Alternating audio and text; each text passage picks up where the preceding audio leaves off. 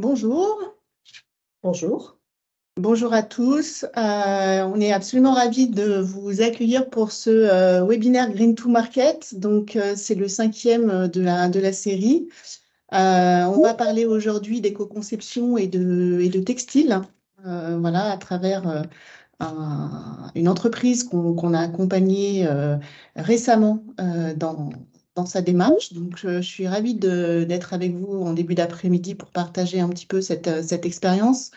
Donc, je suis Florence Poulenc. Je travaille en marketing responsable depuis quelques années maintenant, dans le cadre d'accompagnement de différentes entreprises.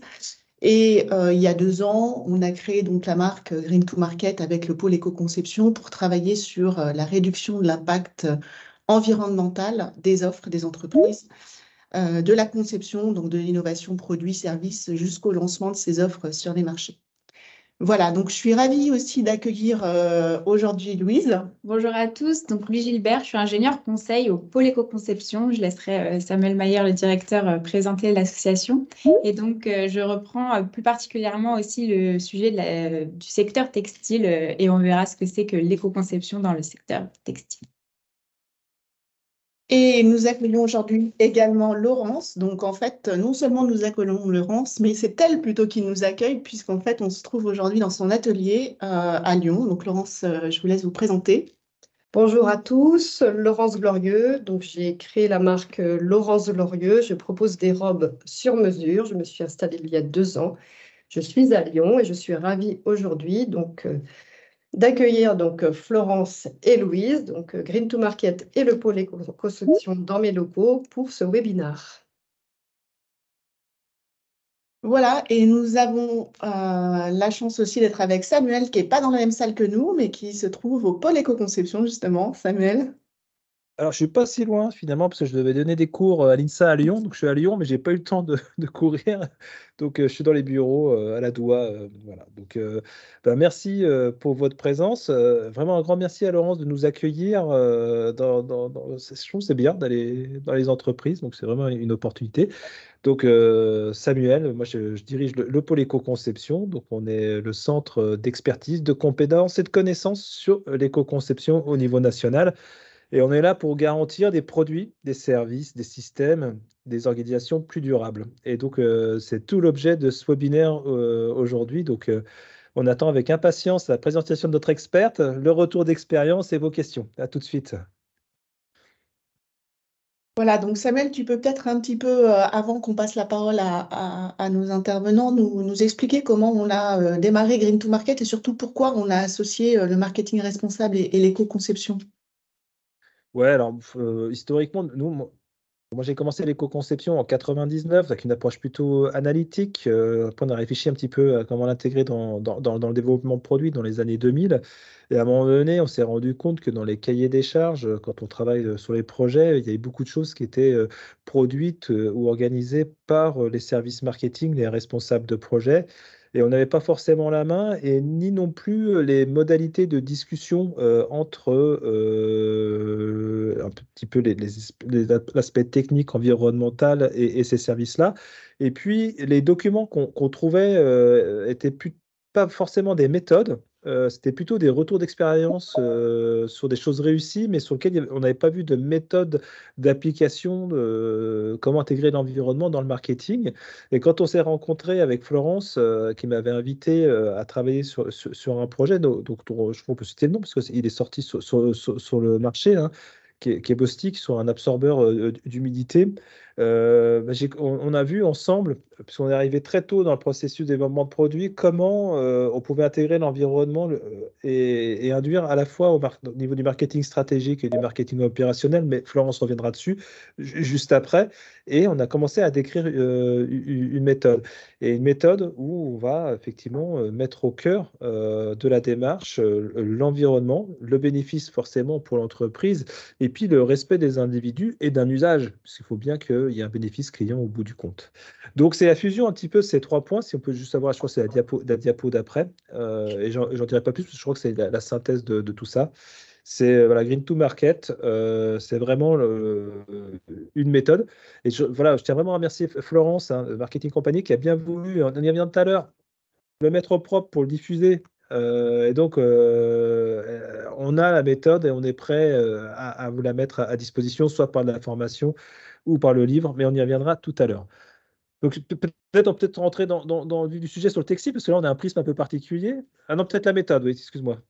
Non, non, pas de souci. Juste un petit mot quand même pour préciser cette méthode. En fait, on fonctionne en 4 étapes. On a une première approche qui consiste évidemment à comprendre l'entreprise, son marché, donc à faire un audit à la fois marketing, mais aussi bien sûr environnemental de cet écosystème. Donc ça, c'est la première étape. Dans un deuxième temps, on réfléchit, une fois qu'on a identifié les enjeux environnementaux prioritaires, on réfléchit à la façon dont on va intégrer ces enjeux prioritaires dans la stratégie marketing, en lien toujours bien sûr avec la stratégie d'entreprise, hein. On fait ça de façon complètement cohérente. Donc là, il y a vraiment un travail de fond qui est fait sur le positionnement d'un point de vue marketing, la cible, les attentes du marché, puisque comme disait Samuel tout à l'heure, c'est bien d'éco-concevoir des offres, mais il faut aussi qu'elles correspondent à des attentes. Donc, il faut que les produits se vendent, hein, c'est quand même l'objectif final, les produits ou les services.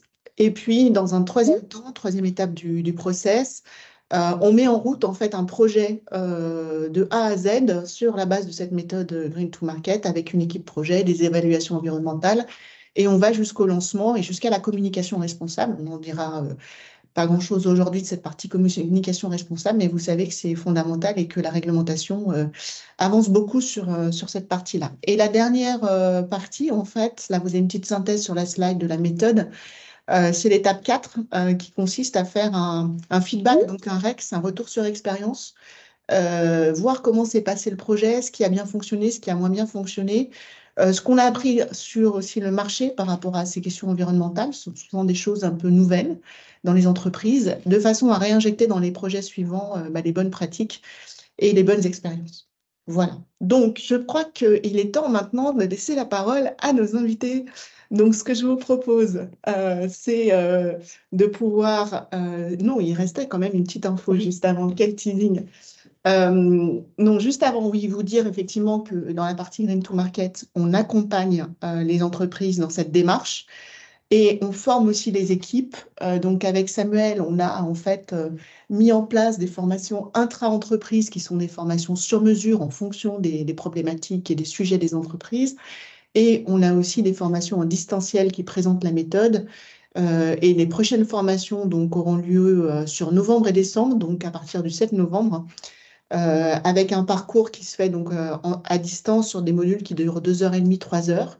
Donc là, on a un parcours de 5 modules qui peut être réduit à 3 modules si on a déjà des connaissances en éco-conception. Et qui est vraiment complet et qui permet de pouvoir s'attribuer la méthode, voilà, de façon à pouvoir la pratiquer suite au parcours. Cette fois-ci, je voulais donc à nouveau remercier Louise qui va en fait nous parler dans l'univers du textile de ces grands enjeux environnementaux.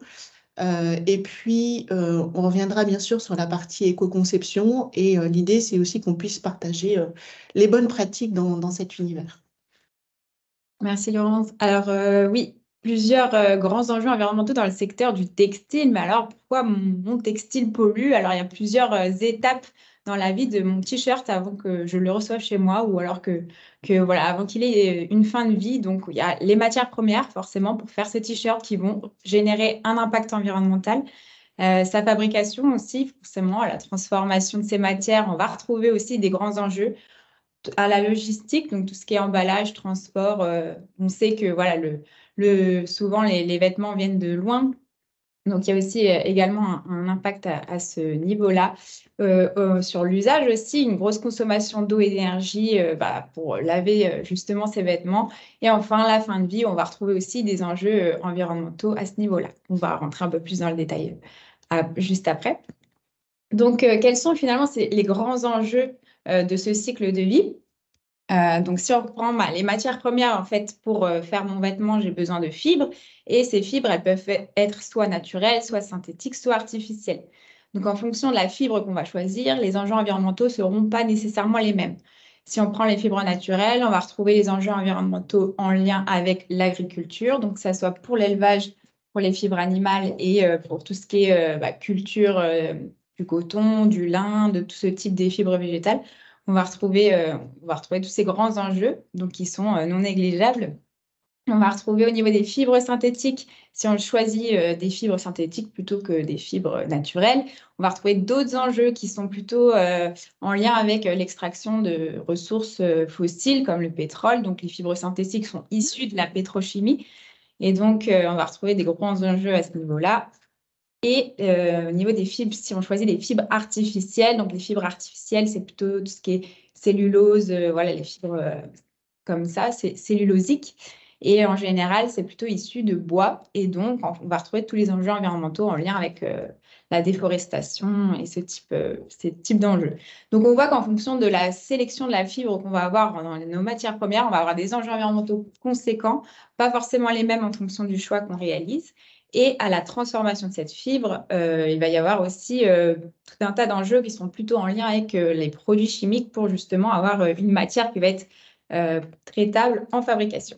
Donc, juste pour faire un lien avec la partie marketing, on voit à quel point cette phase de conception est importante et à quel point les choix qu'on va faire par rapport à la conception du produit sont importants. Donc, en fait, l'idée, ça va être de trouver un savant mélange entre ces enjeux environnementaux et les attentes du marché sur les fibres, par exemple, en tant que matière et que ressources premières.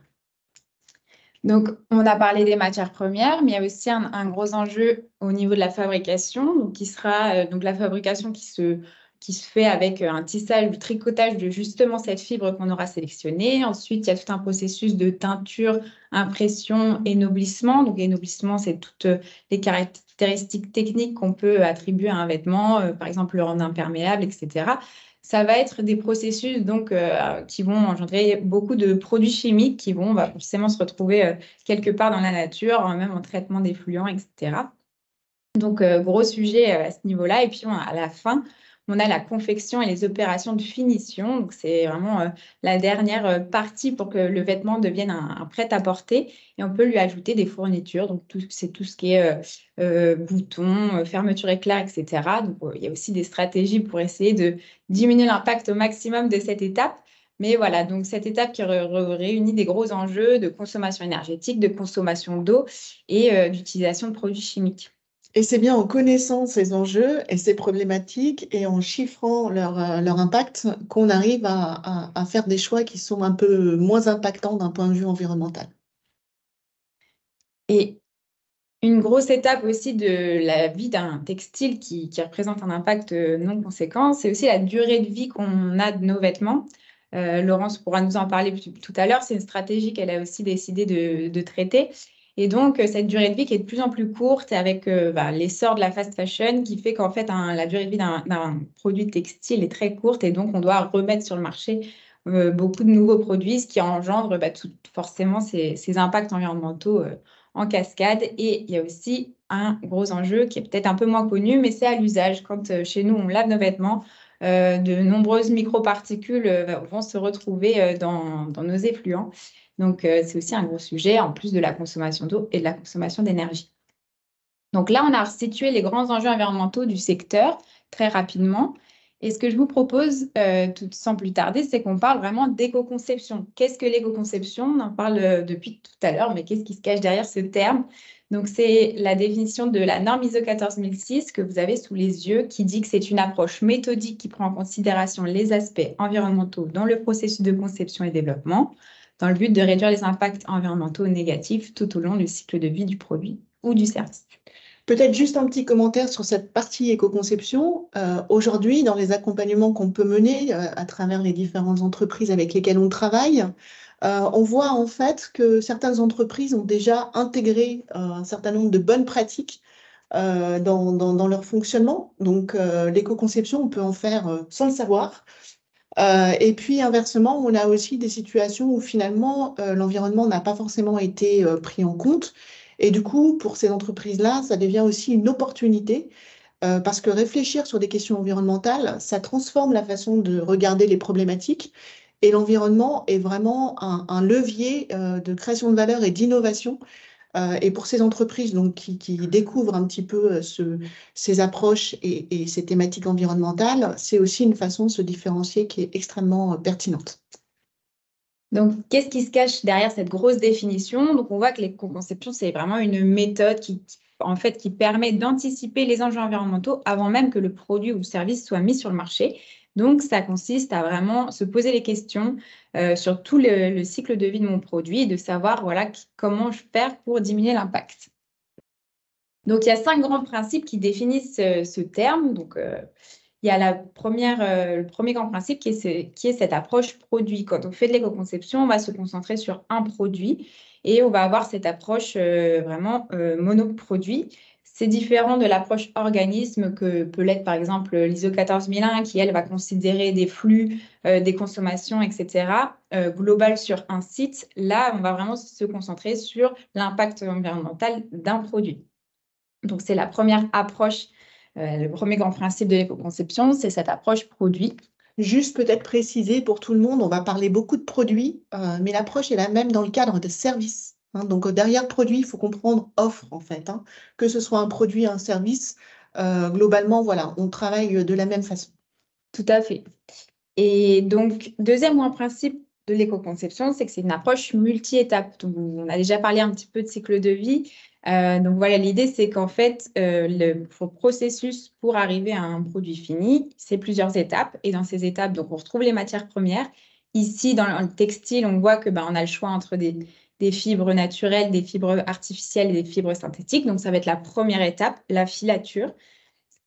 Ensuite, on va regarder la phase de fabrication du vêtement. Donc, après, une fois qu'on a la matière première, la filature, une fois qu'on a le fil, on va devoir le tricoter ou le tisser.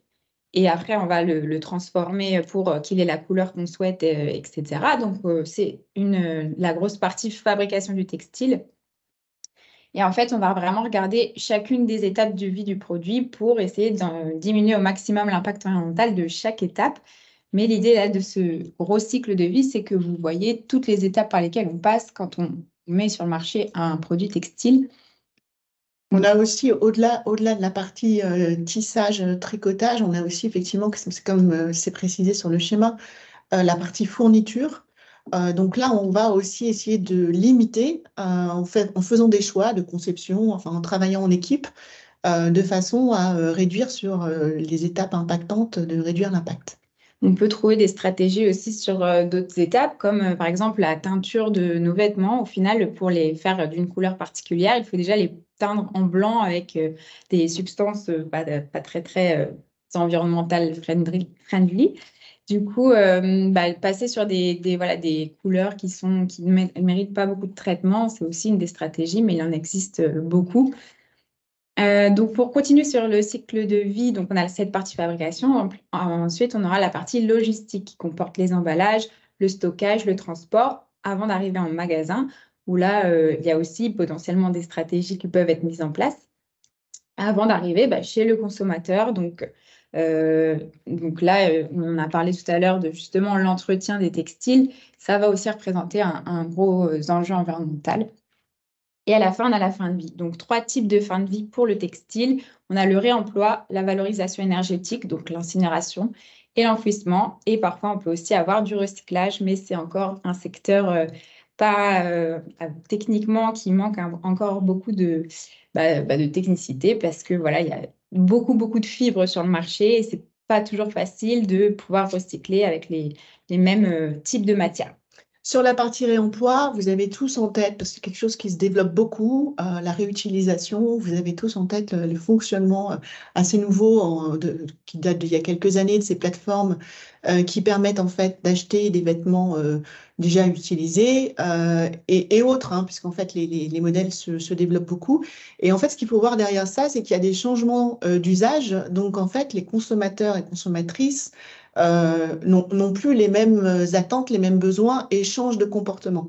Donc, c'est toutes ces évolutions-là dont on tient compte dans la partie Green to Market, parce que ce qui va compter derrière, c'est d'avoir justement l'offre et au-delà de l'offre, le business model qui va venir s'adapter à ces nouveaux comportements.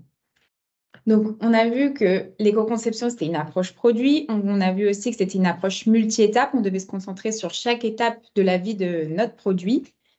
C'est aussi une approche multicritère. Donc, on ne va pas prendre en considération un seul critère comme peut le faire, par exemple, le bilan carbone qui, lui, va se concentrer sur l'effet de serre, donc l'impact CO2 de mon produit.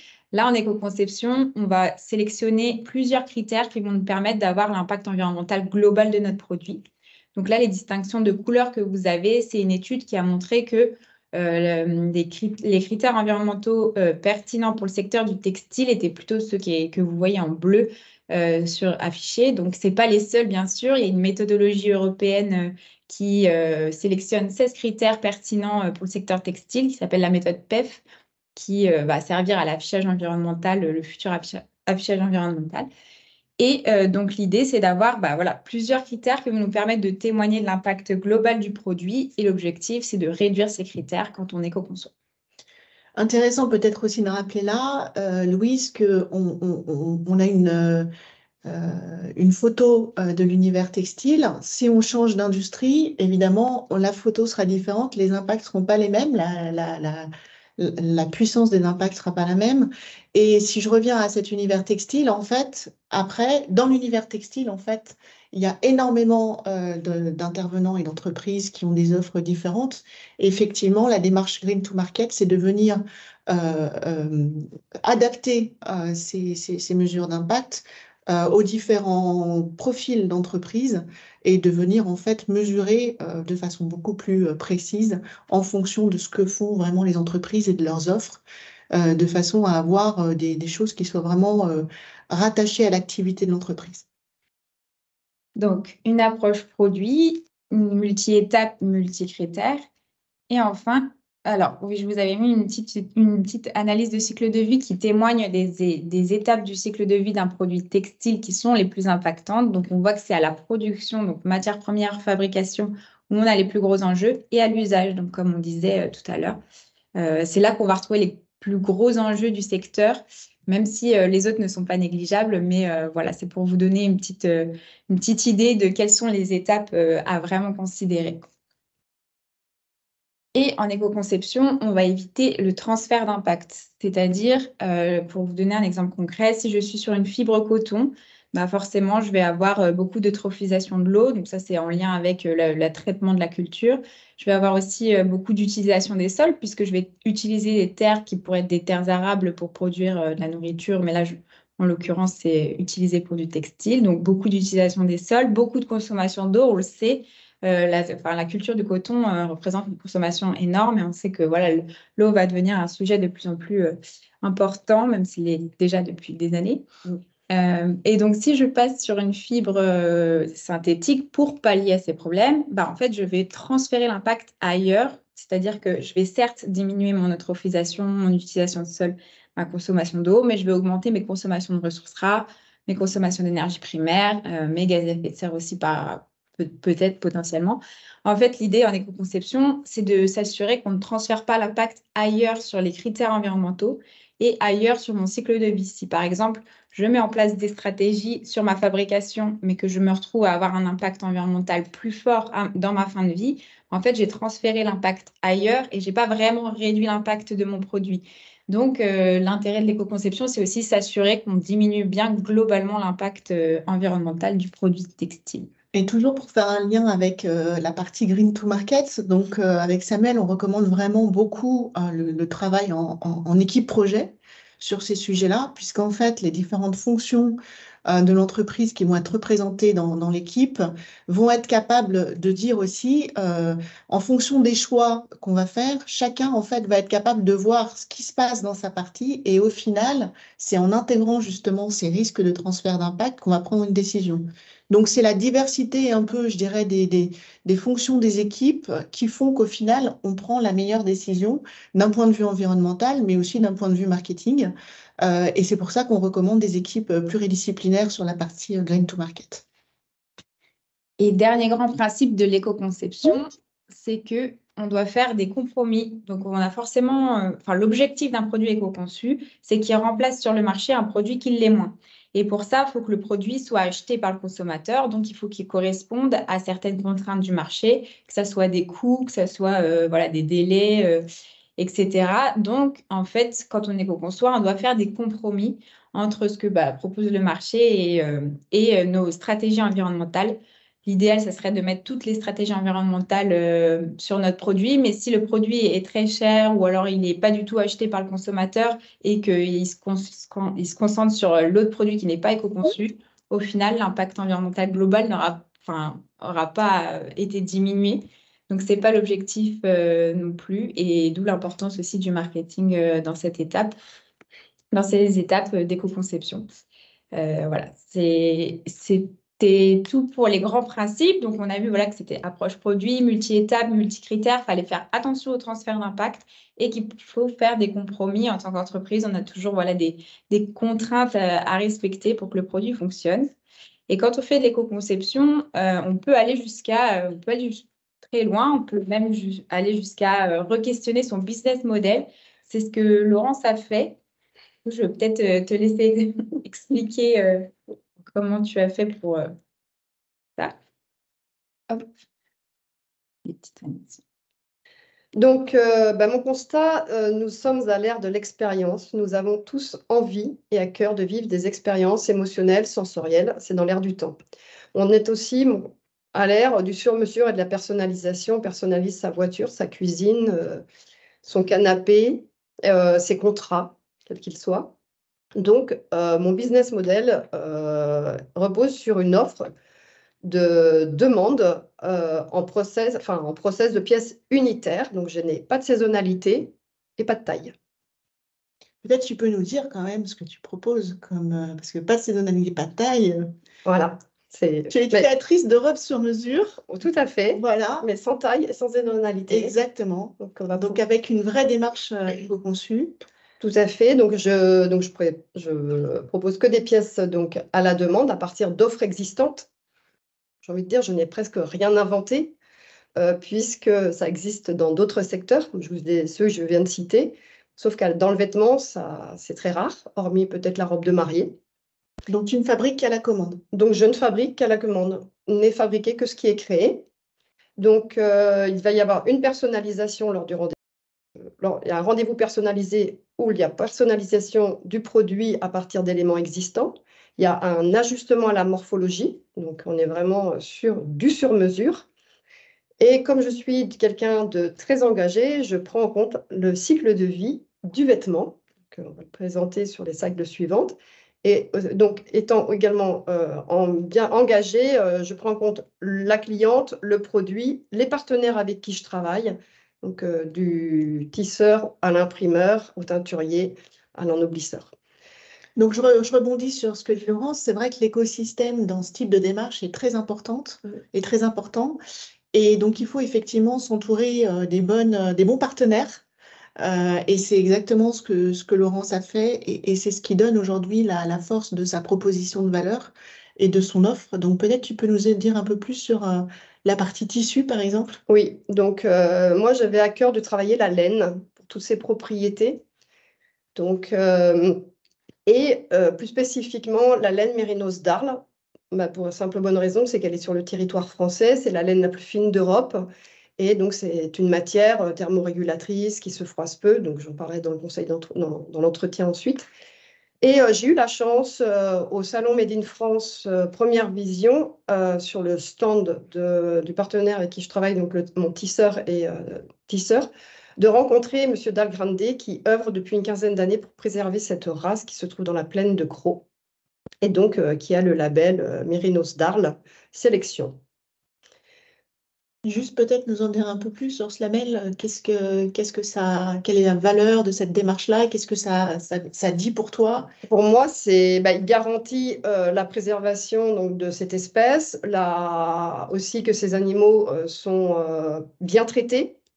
Et de toute façon, on n'a pas de qualité de laine, une bonne qualité de laine si les animaux sont maltraités. Donc voilà, ils sont dans les pâturages de la plaine de Crau quasiment donc, toute l'année. Donc derrière toute la démarche, c'est aussi une recherche de qualité. Oui, Moi, qui est associée, donc une recherche de performance. Tout à fait. Puisqu'on ne l'a pas forcément dit tout à l'heure non plus avec Louise, mais la partie Green to Market, c'est pas remettre en question le côté qualitatif, performant, efficace de l'offre, des produits ou des services, mais c'est d'y associer des critères environnementaux, des informations environnementales, de façon à valoriser encore plus cette partie-là. Voilà.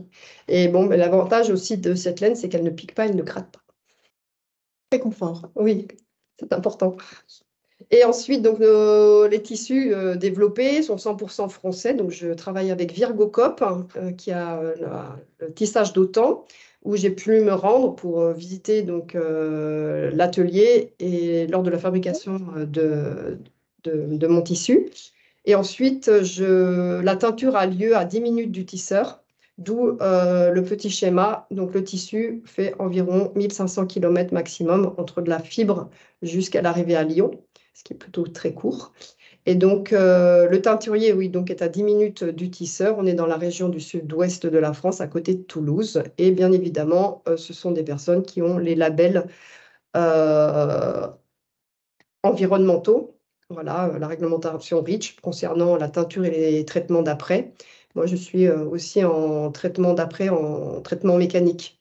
Donc, je n'ai pas de produits chimiques.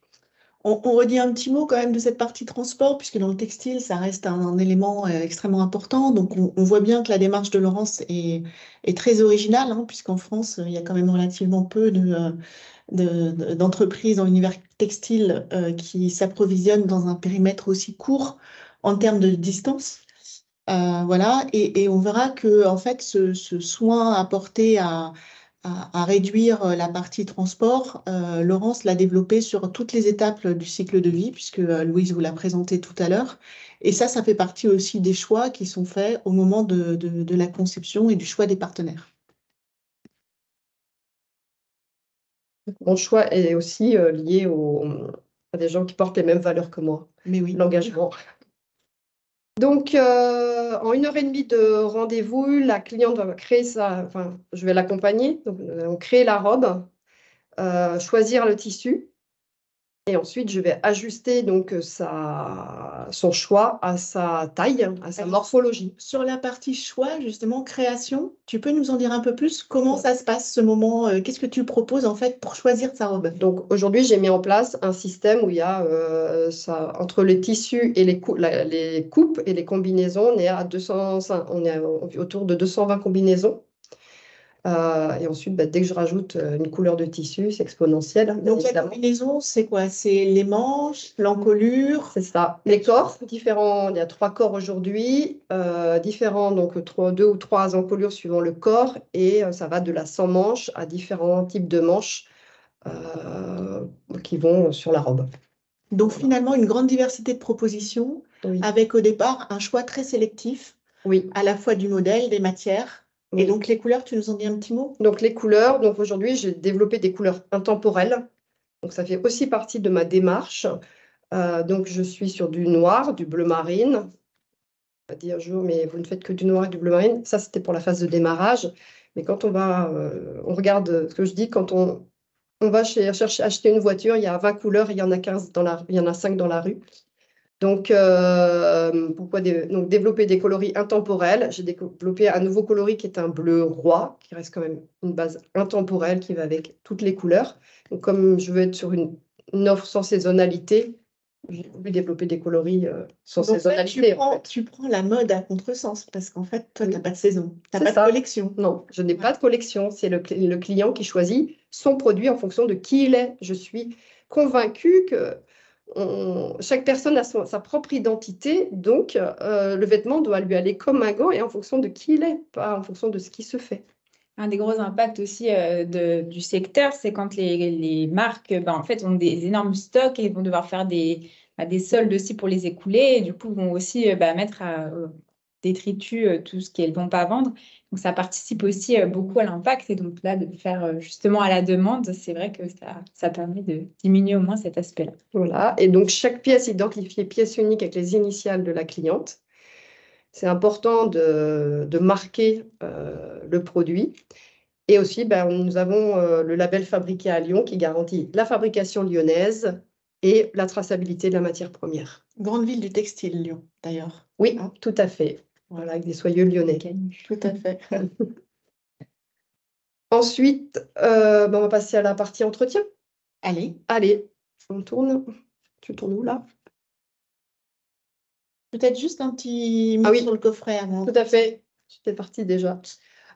Donc aujourd'hui, j'ai développé un coffret réutilisable. Rien ne se perd, tout se transforme. Je ne me voyais pas livrer la robe dans un sac plastique et que ce produit puisse être réutilisé. Donc c'est un coffret et qui peut être réutilisé en porte-document. Donc il a les dimensions 24-32 pour pouvoir le mettre en porte-document. Le galon en rouge, vous pourrez, si vous le souhaitez, le transformer en lacet. Les dimensions sont assez grandes et il est fabriqué dans la région, chez Satab, dans la région Auvergne-Rhône-Alpes.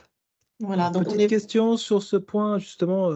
J'essaie de répondre dans le chat un petit peu à différentes questions sur l'environnement.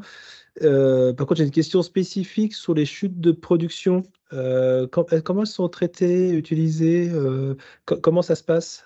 Aujourd'hui, il y a le relais qui a une filière de recyclage parce que c'est de la laine.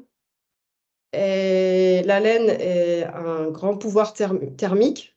Donc, ça part sur un recyclage vers un produit, enfin, vers une transformation pour aller faire vers de l'isolant d'habitation. Et puis tu peux peut-être nous dire un mot aussi justement sur les patrons et la façon de limiter les chutes finalement, puisque Oui. c'est ton idée aussi derrière ça, hein, c'est de jeter un minimum de matière. Tout à fait. Donc, quand je ne produis donc à la demande, mais je vais combiner mes produits pas par, on va dire produit, mais par tissu. Et plus je fais une combinaison de vêtements, ça s'appelle un placement, pour le même tissu. Donc, je vais lancer en production par tissu et non par type de produit. C'est vraiment très différent du prêt-à-porter. Ce qui te permet finalement, dans une même largeur, pour être un peu concret, de pouvoir positionner plusieurs... Voilà, et plus on a de pièces et plus on optimise. Et de réduire les chutes. Et ça réduit et bien évidemment les chutes. Merci. Et on passe à l'entretien. À l'entretien. Phase importante, hein, on a vu avec Louise tout à l'heure que la partie entretien dans le textile, c'est loin d'être neutre d'un point de vue environnemental. Donc ce sont déjà avant l'entretien des robes qui sont conçues déjà en amont pour être retouchées. Donc la conception a été faite dans ce sens-là, pour être retouchées facilement. Et aussi, elles sont réparables. J'assure, on parlait de service. Voilà, ce n'est pas qu'un produit, c'est aussi un service. Aujourd'hui, j'apporte le service du service après-vente, donc s'il y a besoin de réparation. La matière choisie, elle est thermorégulatrice, peu froissable. Donc, qui dit peu froissable, pas besoin de repasser. Après 2 heures de train, c'est très appréciable. Voilà. Et c'est une matière qui prend peu les odeurs. Donc, en termes de conseils d'entretien, vu qu'elle prend peu les odeurs et aussi qu'elle évacue facilement les odeurs, il suffit juste de l'aérer et il n'y aura plus d'odeur. Donc, cela évite les lavages après chaque utilisation. Donc, je recommande un nettoyage à sec toutes les 4, 5 ou 5, 6 utilisations.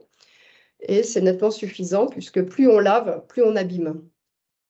Donc là aussi, on est au niveau du comportement de l'utilisateur final, on est aussi dans des changements parce que, Louise le disait tout à l'heure, on prend conscience de la consommation d'eau, de la consommation d'énergie. Bon, on a eu les hausses des coûts sur l'énergie, ont aidé aussi à cette prise de conscience. Mais du coup, dans les comportements de nettoyage, c'est vrai pour les robes de Laurence, mais c'est vrai finalement pour pas mal de nos textiles, il y a des choses qu'il va falloir modifier de façon justement à avoir un usage moins intensif, un entretien moins intensif, quand ce n'est pas nécessaire. Ce qui est le cas des robes que tu proposes. Oui, parce que la laine, par rapport aux odeurs, elle est parfaite. Parfaite. Et aussi, je suis convaincue qu'un vêtement Q-dur, c'est un vêtement qui a une valeur émotionnelle. Donc, c'est un vêtement qui a une valeur émotionnelle, c'est pour moi un vêtement qui raconte une histoire. Donc, dans ce cas-là, c'est la vôtre. Et par l'expérience que je propose.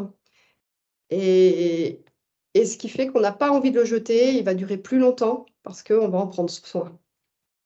Voilà, donc on va bien l'entretenir, on Voilà. va l'utiliser régulièrement en même temps dans Oui, l'usage, tout à parce qu'on fait. peut s'en servir en toute saison. Oui, exactement. Voilà, c'est la valeur émotionnelle aussi qui est très importante là-dedans. Mais oui, c'est la base en fait. Et donc finalement, la relation que tu crées aussi avec ta cliente, puisqu'il y a aussi cette partie-là qui est, on parle beaucoup du produit, mais il y a aussi ce côté très humain dans l'approche et qu'on retrouve, qui est assez original dans l'univers. Oui. Et aussi, on parle de. Alors, on a parlé de sur-mesure, et souvent, dans le sur-mesure est intégré, il va falloir venir 4 fois pour pouvoir avoir un vêtement qui tombe impeccable. Donc, ça, pour moi, c'est pas du tout éco-responsable. Donc, pour ma part, de par mon process, les personnes viennent lors du rendez-vous et 3 semaines plus tard, 3-4 semaines, il y a la livraison de la robe. Et aujourd'hui, je n'ai pas de retouche à mes livraisons. Donc, le process, il est OK et hyper éco-responsable. Et il y a le côté de ne revenir plusieurs fois, donc ce ne serait pas du tout écologique, ça. Et aussi, il y a le facteur temps. Nous sommes tous en train de courir après le temps, et ça, c'est important. Complètement. Et il me semble aussi que tu peux nous dire que tu as des retours très positifs de la part de tes clientes et clients, Oui, puisque c'est aussi une offre qu'on peut proposer en cadeau. en cadeau. Voilà. Donc, oui, comme on dit, c'est nos clientes qui en parlent le mieux. Donc, vous pouvez lire le retour de mes clients et clientes. Donc, ça fait toujours chaud au cœur quand tant l'expérience que le produit, ce retour, ça fait, pour moi, c'est ma satisfaction. Voilà, donc on voit bien à travers ce qu'on expliquait tout à l'heure sur Green to Market que l'association de la partie marketing responsable et éco-conception fait que finalement on répond à des attentes et à travers ces retours on voit que voilà, les choses sont alignées. Donc merci beaucoup Laurence pour ton témoignage. Et donc du coup, est-ce que on peut revenir un petit peu sur cet accompagnement qu'on a fait qu'on a fait avec toi et puis avec le pôle éco-conception, bien sûr. Qu'est-ce que ça a apporté à la marque Laurence Glorieux et puis à toi, bien sûr? Peut-être je dis un petit mot avant. Alors, Oui. je reviens en arrière, peut-être. C'est possible, ça, techniquement. Je dis juste un petit mot avant que tu répondes sur la façon dont on a procédé donc, avec Laurence. Donc, vous l'avez compris, Laurence a une structure sur Lyon. Donc, on a bien sûr mené notre phase d'audit environnemental et marketing en travaillant avec des éléments que Laurence nous a fournis et puis en échangeant un petit peu sur sa grande expérience du secteur, parce qu'elle ne l'a pas dit, mais elle est dans cet univers depuis de très nombreuses années.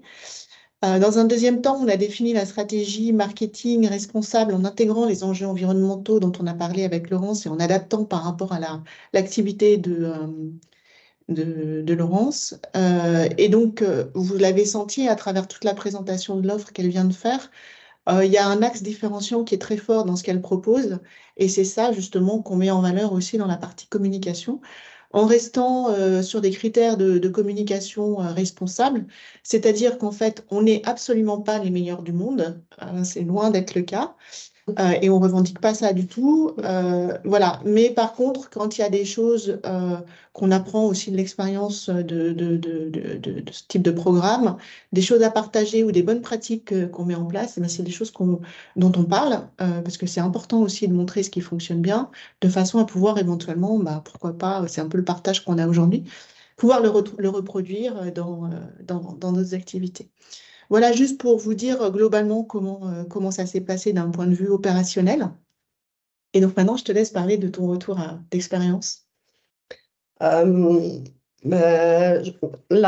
première chose, c'est que Florence, donc Green to Market, vraiment très adaptée aux petites structures. Moi, j'ai pas de temps, très peu de temps. J'avais vraiment, c'était important de le faire. Néanmoins, j'avais pas beaucoup de temps à y accorder. C'est vrai que Florence a vraiment pris les choses en main pour m'accompagner dans cette démarche. Et ça, c'est très, très, très confortable. Ensuite, aussi, Florence et le pôle conception m'ont permis de prendre du recul sur mon offre et mes enjeux environnementaux. Je mesurais pas en fait mon impact Et de par des éléments chiffrés, ça m'a permis aussi de vérifier un certain nombre d'éléments et sur quoi je dois encore m'améliorer, puisque ce n'est jamais fini. Bien sûr. Aussi, la partie marketing, Florence m'a apporté de nouvelles idées pour la communication, comment je peux véhiculer aussi tout cet impact environnemental de mon offre par ma communication. Et ça permet de sortir de la tête du guidon, comme on dit en tant qu'entrepreneur, sortir de l'opérationnel et justement prendre ce recul et d'amener des nouvelles actions pour la visibilité notamment, par exemple. Ouais, complètement. Oui. Donc, on n'en a pas parlé non plus encore, mais c'est important de préciser que la démarche, c'est une démarche itérative et on fonctionne par étapes. C'est-à-dire, ce qui compte, c'est de commencer à agir. Donc, évidemment, on n'est jamais à 100% bon dans tous les domaines parce que sinon, on ne serait pas tous là. Mais mettre en place déjà les premières actions, ce qu'on appelle les quick wins, c'est-à-dire que voilà, on démarre et puis on commence à gagner. On y va par étapes, donc ça prend un certain temps, mais c'est pas grave. Ce qui est acquis, c'est acquis. Et une fois qu'on l'a, voilà, c'est ad vitam aeternam. Et ça, c'est vraiment des points d'ancrage très importants. Voilà, en tout cas, c'était un plaisir aussi d'accompagner Laurence parce que voilà, c'est quelqu'un de très ouvert, vous l'avez compris, de très engagé. Et puis nous, ça nous permet aussi de découvrir plein de choses de son univers qu'on essaye bien sûr de dispatcher dans d'autres industries, puisque notre idée aussi, c'est de faire profiter les différents secteurs des bonnes pratiques qui sont réalisées à d'autres endroits. Voilà, tu veux rajouter un petit point, Laurence? Ben, merci de votre accompagnement. Merci en tout cas. Et puis, peut-être on peut redire un petit mot. Merci à tous. Je ne sais pas, Samuel, s'il reste encore des questions auxquelles on n'a pas répondu. Je pense qu'on a fait le tour. Je me suis permis de répondre sur les questions générales sur l'environnement et puis de reposer à Laurence celle qui était spécifique. Donc, normalement, on a fait le tour, mais vous pouvez encore en poser. On a quelques minutes. Il ne faut vraiment pas hésiter, hein. Voilà, donc peut-être juste, Samuel, tu peux peut-être juste rappeler un petit peu ce qu'on fait avec Green to Market. Oui, donc nous, l'idée, c'est dès lors que... Ah si, il y a une question. Merci, Lucie. J'avais une question, je pense que ça intéresse les produits Laurent, c'est la gamme de prix. Il y a des questions sur le prix d'une robe sur mesure. On est autour des 1200, 1300 euros. Ok, Voilà, donc donc ça c'était le point. Attendez, est-ce que juste pour compléter ce que dit Laurence, le prix correspond évidemment à tout ce qu'on a vu dans la démarche et dans la mesure où cette robe en fait va accompagner la personne pendant longtemps, c'est quelque part un achat qui n'est pas un achat Compulsif. habituel, bien sûr, mais qui a une vraie valeur, voilà, à la fois dans la démarche et puis pour la personne une valeur très personnelle. Après, moi, je trouve pas ça choquant. On est quand même sur du sur-mesure, sur des matériaux de qualité. Quand Tout on à voit fait. que Tout à fait. des vestes en nylon, ça vaut jusqu'à 500 euros. Franchement, faut replacer les choses. Euh, alors, on me demande comment on intègre l'évolution réglementaire dans le secteur textile qui bouge beaucoup. Alors, c'est vrai que c'est quelque chose qui n'est pas facile pour les petites entreprises. C'est déjà pas simple pour les grosses, je peux vous dire, pour accompagner les entreprises qui sont bien plus grosses. Et c'est vrai que les exigences, qu'elles soient liées à la loi AGEC, parce que, qui réclamait quand même pas mal de choses dans le secteur textile, les applications des éco-organismes avec les plans de prévention et d'éco-conception et le futur règlement européen qui va arriver, c'est quand même des enjeux qui sont forts. Alors, c'est tout l'enjeu d'une démarche Green to Market, c'est-à-dire que si vous n'avez pas le temps, etc., l'idée, c'est qu'il y ait cette veille. C'est-à-dire que, comme vous l'avez vu tout à l'heure, dans la méthodologie Green to Market, il y a une partie un petit peu vision stratégique et on regarde les enjeux environnementaux, les enjeux réels, au prisme de l'évaluation environnementale, mais aussi les enjeux portés par les autres parties prenantes et la régulation, ou je sais pas comment on dit, la réglementation, c'est peut-être plus français, en est une. Et il faut la traiter parce que, il faut pouvoir y répondre. C'est-à-dire, ce serait vraiment dommageable qu'une entreprise elle fasse des efforts très forts sur la partie environnement et qu'elle ait oublié une exigence réglementaire et qu'elle se fasse retoquer dessus. Ce serait vraiment catastrophique à la fois pour l'entreprise, l'image et autres. Et je pense, Voilà. Samuel, tu peux, sur ces aspects réglementaires, Peut-être que tu peux préciser aussi que le pôle éco-conception est extrêmement présent dans tous les groupes de travail. Peut-être en dire un petit mot aussi sur cette partie. Oui, alors nous, on fait notre mieux, hein, on est une quinzaine de personnes, donc on essaie de suivre. Et donc Louise, elle a le rôle de suivre sur la partie textile, donc elle fait pas mal de veille, elle essaye d'aller aux différents forums liés au textile. On a fait quelques-uns ces derniers temps où on apprend beaucoup de choses. Et puis aussi sur la partie technologique, hein, il y a eu pas mal de questions sur les meilleures technologies disponibles, j'ai renvoyé, mais il y a aussi ce suivi-là. Donc nous, on suit pas mal, on est pas mal engagé dans la normalisation, puisqu'on préside le groupe de travail à l'AFNOR sur l'éco-conception, on est dans le groupe Miroir sur l'écolabel, qui couvre le textile et la chaussure, hein, par un écolabel. Et après, sur la partie réglementaire, aujourd'hui, on n'a pas encore les moyens de faire du lobby au niveau européen, etc. Donc on fait le suivi dessus. On n'est pas des juristes, mais on peut amener les alertes. Donc, il ne faut pas hésiter à s'inscrire sur le site internet. Ça vous permettra d'avoir les actualités. Et puis après, il y a les adhésions qui permettent d'avoir un peu plus d'infos. Mais il ne faut pas hésiter d'aller là-dessus. Et puis nous, quand on intervient avec vous, Credit to Market, ben, on fait un état des lieux avec vous contextualisé, que ce soit pour le textile ou une autre filière. Est-ce qu'on a d'autres questions, Samuel, qui sont arrivées entre deux? Si, on revient, je suis désolé, Laurence, les accessoires de fermeture sur les robes, qu'est-ce que vous utilisez?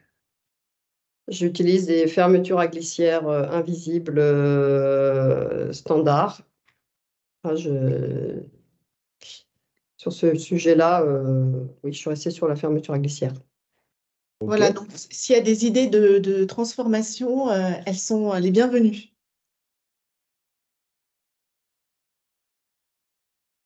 Très bien. Je ne vois pas d'autres questions qui arrivent.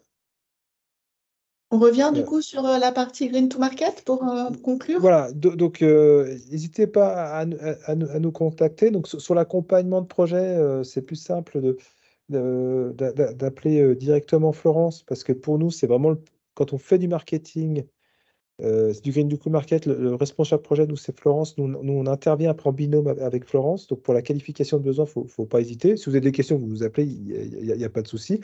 Après, je vous invite, si vous voulez aller plus loin, à venir à nos formations. On a un petit peu parlé tout à l'heure. Il y a quand même on a des dates de formation.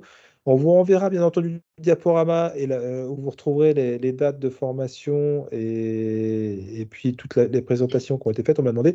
Et on fait un replay. Donc, on vous enverra aussi le lien vers le replay si vous voulez le partager avec des gens. Voilà, ce sera très heureux de pouvoir le partager avec vous.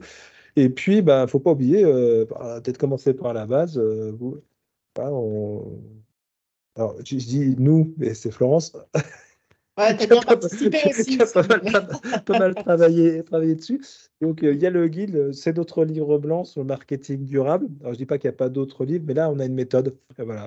Et tout à l'heure, on parlait d'approche méthodique, l'éco-conception, une approche méthodique. Et là, on a une méthode spécifique pour le métier du marketing. Donc, qui peut être complétée, etc. Nous-mêmes, on avance sur ces éléments-là. Donc, si vous voulez changer sur la méthode, ben, n'hésitez pas à nous contacter aussi. Très bien. Et bien, Alors, si j'ai une question, est-ce que vous travaillez en binôme avec des agences de conseil en RSE, etc. Mais avec plaisir. Je pense que Florence et moi, tu me corriges, Florence, on est là pour déployer plus massivement l'éco-conception. Donc, nous, de manière globale, Florence, avec le prisme du marketing, il ne faut pas hésiter. On étudiera tout. On vous réorientera aux besoins. Donc, n'hésitez pas à nous contacter. exactement, quelle que soit votre question, c'est ce que j'allais préciser. Nous, on est vraiment là pour un partage d'expérience et puis pour répondre à vos demandes. Ce sera le cas aussi si vous souhaitez contacter Laurence après le webinaire. N'hésitez pas. Ce qui compte pour nous, c'est qu'effectivement, on avance tous au mieux dans ces démarches environnementales. Et le fait de pouvoir partager au moment du webinaire ou par d'autres occasions, si vous souhaitez voilà, qu'on intervienne à d'autres niveaux, n'hésitez pas à le faire. On le fera avec grand plaisir. Je Oui, voulais et à donc j'ai vu nouveau. qu'il y avait aussi des associations et des agences qui étaient là. Si vous souhaitez qu'on fasse une intervention, pareil, enfin, nous on peut, enfin, faut pas que ce soit trop compliqué pour nous, mais on peut le faire. Exactement. Ah, Je le voulais à nouveau. contact Florence, oui, oui, oui. Tu le mets dans le chat? Ouais, alors j'essaie de le récupérer dans le mail, le contact de Florence, pour mettre dans le chat, ce sera plus simple pour vous tous. Sinon, on vous le remet ici en bas dans la slide, vous avez l'adresse mail. Donc, n'hésitez pas, vous remettez un petit message et vous pouvez me trouver très facilement sur LinkedIn. J'en profite pour vous dire ou vous redire qu'il y a une page LinkedIn Green to Market sur laquelle on passe pas mal d'informations. Donc, cherchez Green to Market tout attaché sur LinkedIn et suivez-nous. Comme ça, vous serez au courant de nos différentes activités et puis vous pourrez revenir sur le prochain webinaire, bien sûr. Voilà. Merci Laurence pour cet Ouais, accueil. vraiment, Merci. merci Laurence, ça fait vraiment plaisir que tu aies pu nous accueillir pour le webinaire. C'est bien de voir, de s'ancrer dans l'entreprise. C'était un plaisir. Merci à Louise. Merci à tous. Et puis, on vous souhaite une très bonne fin de semaine. Rendez-vous à bientôt. Au revoir. Au revoir.